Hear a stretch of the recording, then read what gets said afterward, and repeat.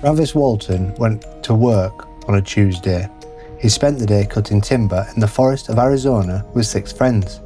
By sunset, they were driving home. Then they saw something in the trees. Travis got out of the truck and his friends watched a bright light strike him. And then he vanished. For 5 days, police searched for a body. His friends became murder suspects. His family believed he was dead. Then a telephone rang. Travis Walton was alive. But where he had been depends entirely on who you believe. Welcome to the Travis Walton story.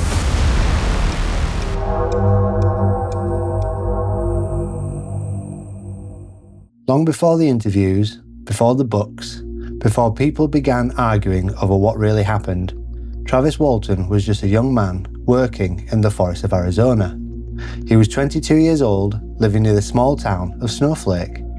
Like many people in the area, he earned his living outdoors. Long days, hard work, the kind of job that left your clothes smelling of pine and sawdust. Travis worked as part of a logging crew in the forests around Snowflake.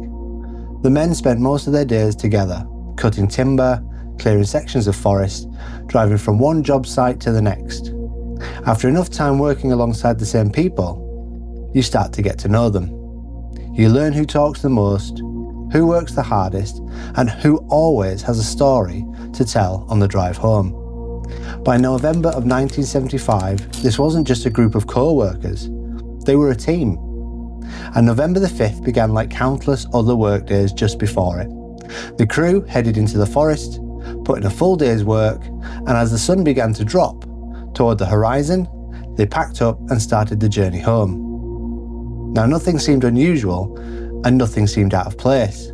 In fact, if you'd asked any of those men how their day had gone, they probably would have told you it was just another shift in the woods. But somewhere along that drive home, something happened. Something that would turn a small logging crew from a rural Arizona into the center of one of the most famous UFO cases in history. And it began with a light in the trees. The crew had finished for the day. The sun was beginning to set as they made their way through the forest roads towards home. It'd been a long shift, the kind where everybody was already thinking about dinner, a hot shower, or simply getting off their feet. Then someone noticed a light. At first, it didn't seem possible to tell what it was. It wasn't a vehicle, it wasn't a campfire, and it wasn't where a light should have been. As the truck rounded a bend in the road, the object became impossible to ignore. Hovering above a clearing in the forest was a large, glowing shape, bright enough to illuminate the trees around it. The men stared, they focused on the light, but all of them agreed on one thing. There was something there. Something that none of them could explain. For a moment, nobody seemed quite sure what to do. Most people, faced with something strange, keep their distance, but Travis did the opposite. Before anyone could stop him, he climbed out of the truck and began walking towards the object. The crew shouted after him, telling him to come back, but Travis kept moving. Step by step, he crossed the clearing. Then, with a quick flash, everything changed. A brilliant beam of light burst from the object. The crew later claimed it struck Travis directly. His body lifted from the ground, and he was thrown backwards through the air. The men panicked, the truck accelerated, and within seconds, they were racing away from the clearing. The truck sped through the forest. For a few moments, nobody said much. Adrenaline had taken over. The men were scared and they were confused. They were trying to process what they'd just seen. Then reality began to catch up with them. Travis wasn't in the truck. He was still back in the clearing. The crew eventually turned around, heading back towards the place they'd left him. But when they arrived, there was nothing there. No sign of Travis, no sign of the light, no sign of the object, and the clearing was completely empty. The men searched the area, calling his name, looking through the trees, hoping he would suddenly appear from the darkness. But Travis was gone. As the hours passed, concern turned into something else: fear. Family members were contacted. Police were informed, and before long, a search operation was underway. Officers combed through the forest. Volunteers joined the effort, and the area around the clearing was searched repeatedly. But each day brought the same result. Nothing. As the search continued, investigators began asking difficult questions. The crew all told the same story. A strange object, then a flash of light, and Travis was gone. But to the authorities, there was another possibility. What if there had never been an object at all? What if something had happened between the men in that forest? Now, as the days passed, suspicion began to grow. The very people reporting Travis missing were now being looked at as potential suspects. And while police searched the forest of Arizona, Travis' family waited for answers, wondering if they would ever see him again. One day passed, then 2, then 3, then 4, and still there was no sign of Travis Walton. Then, on the evening of November 10th, 1975, a telephone rang. The call came from a payphone in the small town of Heber, Arizona. On the other end of the line was Travis, 5 days after he disappeared. On the phone, Travis sounded confused and disorientated, and desperately trying to understand what had happened to him. Now, according to Travis, he believed only a few hours had passed. He remembers the light, and he remembered being struck, but then nothing. His family rushed to collect him, relieved that he was alive, but almost immediately new questions began to emerge. Where had he been? How had he survived alone in the wilderness for nearly a week? And why couldn't he account for those missing days? The search was over, but the mystery was not. As investigators spoke with Travis, he slowly began describing fragments of what he remembered.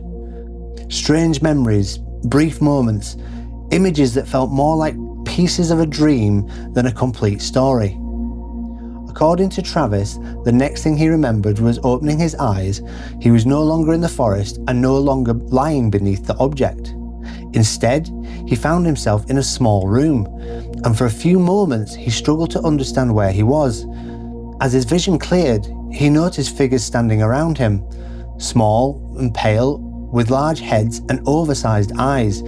They were stood there, watching him. Travis later claimed that fear took over almost immediately. He didn't know who they were, and he didn't know where he was, and he believed he was in danger. So, acting on instinct, he pushed one of the figures away and tried to escape. Now, according to his account, the beings retreated, giving him an opportunity to move through the room and into a larger area beyond. What he found there only deepened the mystery. The space around him appeared smooth, almost seamless, as though it had been built without visible joints, screws, or panels. Nothing looked familiar, and nothing looked human. Then, Travis claimed he encountered something unexpected. Not another small figure, but a man. At least, a man in appearance. He described him as human-looking, wearing what seemed to be a protective suit and helmet. The figure didn't speak, and it didn't answer questions, and offered no explanation for where Travis was. Now, according to Travis, he was led through parts of the structure before everything became unclear once again. His memories fragmented. Moments appeared disconnected, like pieces missing from the middle of a story. And then, the next thing he remembered was waking up beside a highway in Arizona. The object was above him, silent and motionless, and for a brief moment, he watched it. Then it rose into the sky and disappeared, leaving Travis alone 5 days after he had vanished.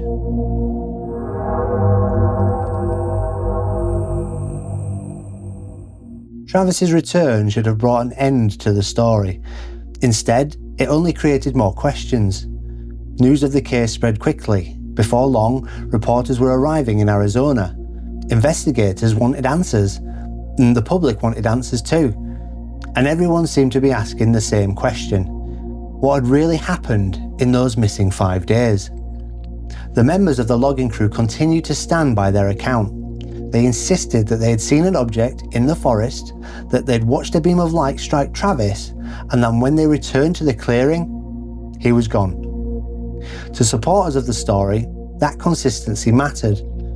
As years passed, that turned into decades, the men involved never changed their account. But not everyone was convinced. Skeptics pointed out that extraordinary claims require extraordinary evidence. There were no photographs, there was no physical proof, and there was no way to independently verify what Travis claimed to have experienced. Some suggested the entire event had been a hoax. Others believed there may have been more of a conventional explanation hidden somewhere within the story. And that debate continues to this very day. Depending on who you ask, the Travis Walton case is either one of the most compelling UFO encounters ever reported, or one of the most famous mysteries never fully explained. Nearly 50 years later, people are still arguing about what happened in the Arizona forest. And perhaps that's the real reason the story has endured. Not because everyone agrees, but because nobody does. Whether Travis Walton experienced an alien abduction, a vivid hallucination, or something else entirely, depends on who you ask. What makes this case unusual isn't simply the story Travis told. It's nearly that 50 years later, the people involved are still telling the same story. A young logger went to work in the forest of Arizona, his friends watched him disappear, and 5 days later, he came back. And ever since then, people have been trying to explain what happened during those missing days. Perhaps one day we'll have an answer.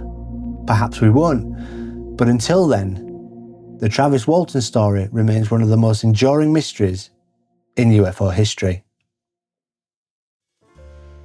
If you enjoyed this video, please consider liking, subscribing and ringing the bell. It really helps DarkLight grow and reach more people interested in mysteries like these. And if you have your own theory about what happened to Travis Walton, leave a comment below. I'd love to hear it. So remember, until next time, question everything, keep safe, Toodles.